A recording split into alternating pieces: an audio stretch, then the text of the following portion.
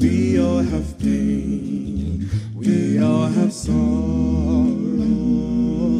but if we are wise, we know that there's always tomorrow. Lean on me, we are not strong. I'll be your friend, I'll help you carry on.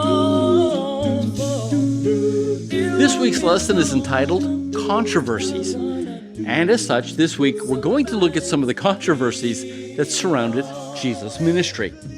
Our memory text for this week is very well known to us Adventists, and it comes from Mark 2:27 and 28. And he said to them, "The Sabbath was made for man, and not man for the Sabbath. Therefore, the Son of Man is also Lord of the Sabbath."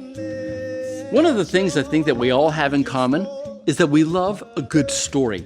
It was Jonathan Gottschall who once said, we are, as a species, addicted to story. Even when the body goes to sleep, the mind stays up all night telling itself, stories. Now, why do we love a good story? Well, it's because they make us, feel good. A good story can boost our feelings of trust, compassion, and empathy. They can excite our imaginations, and they can help us to better understand the world in which we live.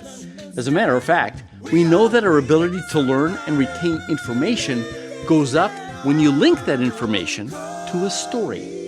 Both Mark and Jesus are master storytellers. And this week, Mark is going to do something, that the other writers do not do.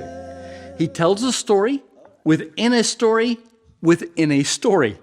At first, you might not see the connection, but if you hang in there, you will discover that the stories are connected. Now, we come to Sunday's lesson, and the controversy begins. We know the story. The man was paralyzed, and they needed to get him to Jesus.